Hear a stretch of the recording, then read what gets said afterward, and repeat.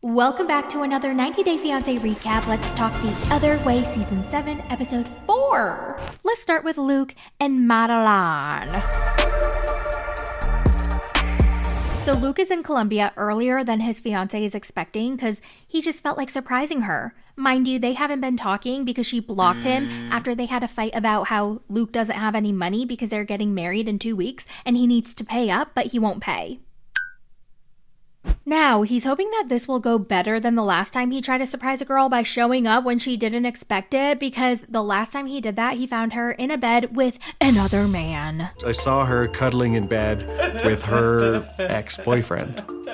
Then we see her in her salon doing her books, and it's so funny because she looks like me when I was 12 years old pretending to be a cashier at a bank. We learned that last month she made $5,000.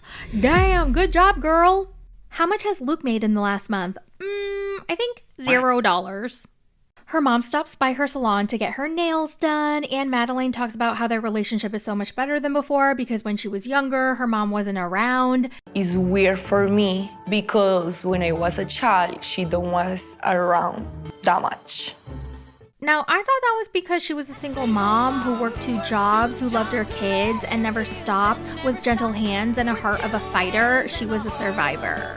I don't understand how you can get mad at your parent for being a single parent and going to their job to work hard so that they can put food on the table. I guess she held on to resentment for a little bit, but Luke has taught her to let go of the past and live in right now. She talks to her mom about the wedding and how it's been so stressful because she's been planning it all by herself, plus the wedding planner who does most, if not all, the planning. I'm so confused. I thought the entire point of the wedding planner was to plan the wedding. They're supposed to get everything and then put it in front of you and be like, do you want A or B? And you say A or B. Who cares? She's still annoyed with Luke because he has been no help. All he does is bitch and complain when it comes to money, so she blocked his ass. I hate that. I don't have any time to fighting with him, so I just block him. Block, block, block. And now she doesn't have to hear him complain at all. Luke makes a quick stop to get a bouquet of flowers because he knows she's gonna melt when she sees him and she's gonna forget about all their fights over money, right? He gets to the salon, he walks in, and surprise! And hands her the flowers. Oli, ¿cómo estás? ¿Qué estás haciendo? Una sorpresa. ¿Te gusta? Are you happy I'm here? No. Oh. And he stands there awkwardly. You're not? Are you sure? And then she screams and runs into his arms. I guess the flowers really worked. Even though she's mad at him, just seeing him melts her heart. She loves him so much and she just can't help it. Look, you're unblocked. Why did you even block me in the first place? You don't remember how you talked to me? That's the reason why I blocked you. So she's going on and on and on about the wedding planning, and you can tell he's dissociating. Until she tells him that the venue's gonna cancel their wedding if they do not pay up in 2 days. Luke wants to know how much it is and did she stick to the budget that they increased 2 times already because of her. And she doesn't answer how much it is. She just tells him just meet with the wedding planner tonight, okay? She's gonna come to my apartment and we're gonna meet together. Meline doesn't get why Luke just can't understand that they need to increase the budget again. He promised her the wedding of her dreams and she keeps finding things that she wants to add in the wedding. So isn't it a given that the budget needs to go up? There are a ton of financial discrepancies that I need to look into, but I don't know who's to blame. The wedding planner or Meline? I know it's not me. Let's get out of here. I don't understand how she doesn't understand that she just can't increase the budget every single time she finds something that she wants to add to the wedding. You can't just spend money that you don't have. Honestly, it must be because she's young. She's only 20 years old, right? Because when I was 20 years old, I used to be a shopaholic. I was in massive credit card debt. My logic back then was I would open up a credit card, and if they approved for a certain amount of a credit limit, I was able to use all that. And then if they increased it, then I had more to use. And I would just max out my credit cards, credit card after credit card. And all I thought I had to do was make the minimum payments. Yeah, I would never think that now. But yeah, that was my 20-year-old logic. You know that movie, Confessions of a Shopaholic? That was me. I felt like they made that movie about me. Ding dong! The wedding planner is here with the bill. The budget that they agreed on was $12,000, which may not seem like a lot by American standards, but it's a pretty big budget in Colombia. He gave her that money and thought that that was way more than enough to handle everything, but she kept coming back and said, I need more, look, I need more money, look. And she kept coming back again and again and again, and now he's stressed and quite frankly, he's pissed. The wedding planner is punching in all the numbers in her calculator, and the total comes out to a number that she says, which I couldn't understand, but it stressed Meline out so much that she got up, walked to the kitchen, grabbed a jar of chocolate spread, and ate it with her finger. She dipped her 9-inch nails into that jar of chocolate, okay? And she sucked it off like... Ugh. Girl, you couldn't grab a spoon? Why are you sucking on your finger so hard like it's a blow pop? Ew. And she's got those long ass fingernails too, and she's just dipping it in and sucking all that underfinger gunk off. I guarantee you there are tons of poop particles under there, and Lord knows what else. Okay. Okay, I'm ready. But back to the bill. They have an extra $4,000 that Meline added onto the tab, and they have 2 days to pay it or else it'll all be canceled. Entonces, es que si en 2 días no está, pues ese es el tiempo límite que tenemos para que la boda funcione. Si no, no hay boda. Luke says, Yo tengo muy confuso porque I sent a payment in December. The wedding planner goes, we didn't get a payment in December. So Luke looks at his child bride who's sucking the Nutella off her 12-inch fingernail and goes, where did the money go, Meline? I don't know. So he's like, okay, let's open up our bank accounts and let's all check. So they all have their phones and they're scrolling and he's like, yep, see, I sent you this amount of money. You clearly need some help managing money. So let's sit down together and go through everything. And she's so offended. Oh my God, Lord, you are so rude. You sent me money for the rent and the dress, not the wedding. So now she's pissed because he's accusing her of something she didn't do. So she shows him her phone to see her transactions, and it seems like there was some sort of miscommunication. I don't know. Don't come here to say you already sent me more money when you don't. Be real, man. At the end of the day, they owe $4,000 to the wedding planner, and Luke only has $3,000 from his dad. And he was hoping that they could live off of that for a couple months and not spend it all on their already over budget wedding. But what can he do? So he tells Meline and the wedding planner, I only have $3,000, so you gotta do something with $3,000. So the wedding planner goes, okay, let's go over everything and see what we can cut. And Meline is like, no. And Luke is like, yes. I don't have any more money. I only have $3,000, so you got to do it within the $3,000. And then she goes, then let's not get married because you had 1 year to save up the money and give me the wedding of my dream. This is your responsibility. And she storms off. So don't get married. Just simple. You had 1 year to asking me to get married. When it's about make the dreams true, you never get it. You is the one to get responsibilities you don't kinda pay for.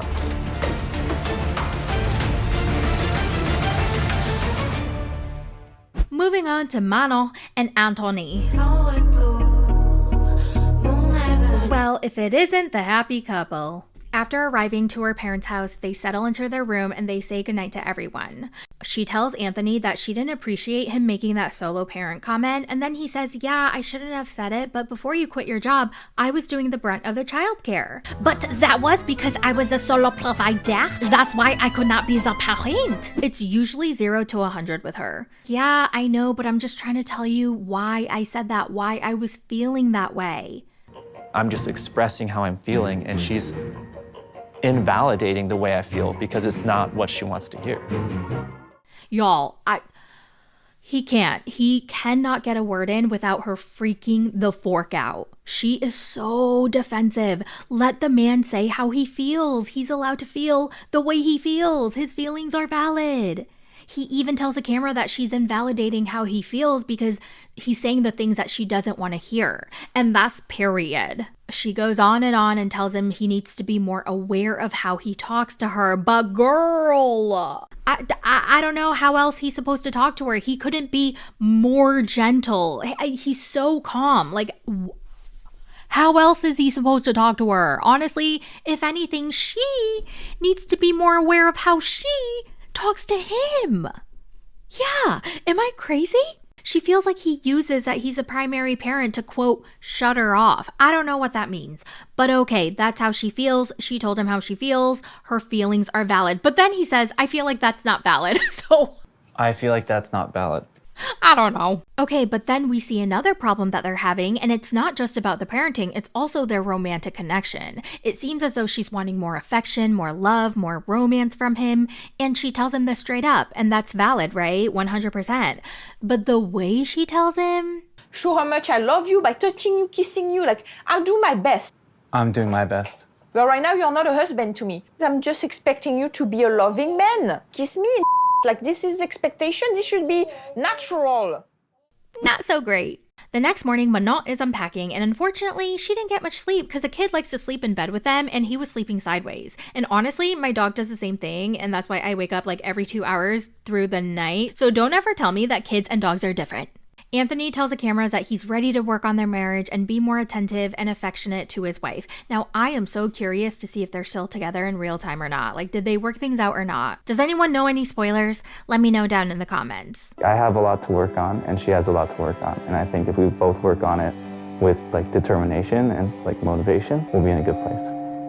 Let's see how Chloe's doing without her $80 shampoo, which, by the way, I thought that was a total exaggeration, but let me tell you a story. I got this teeny tiny sample of a shampoo and conditioner set that I absolutely fell in love with, okay? It makes my hair feel so soft and smell so good.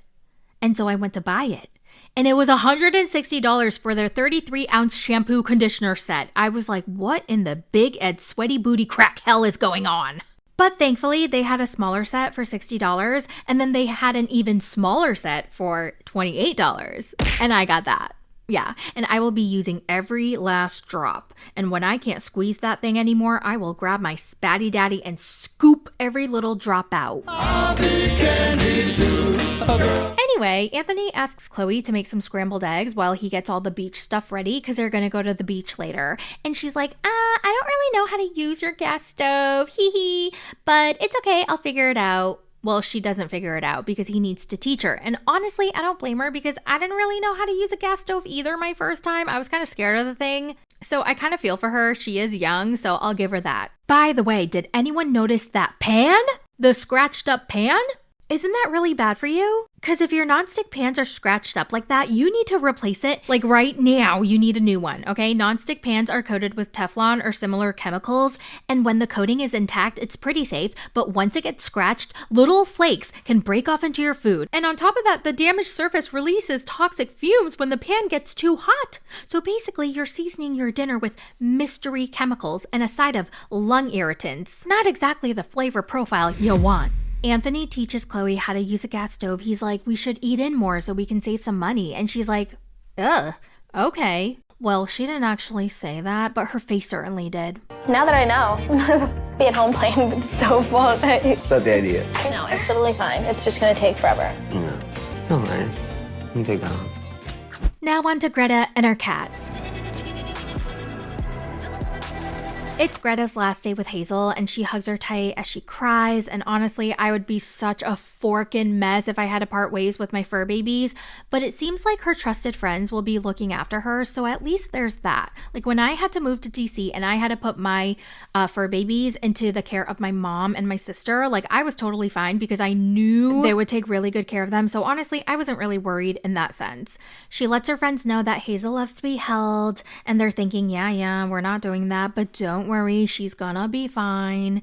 Apparently, Greta is being torn apart on Reddit for leaving Hazel behind, which I don't really understand because it's not like the cat is going to an animal shelter or to some stranger's house. She's gonna be with her friends that she trusts, and it's temporary until she gets her back. Like, I don't know. I wouldn't have done that, but I don't think it's that big of a deal. The cat's gonna be fine. She's staying with her friends temporarily until she gets her place, and she's gonna get the cat back, okay? Some people need to chill, okay? Remember in one of my other recaps, Vina was offering the free jar of gummies? Go back to that video, okay? Click the link and get yourself a free jar of gummies and chill out.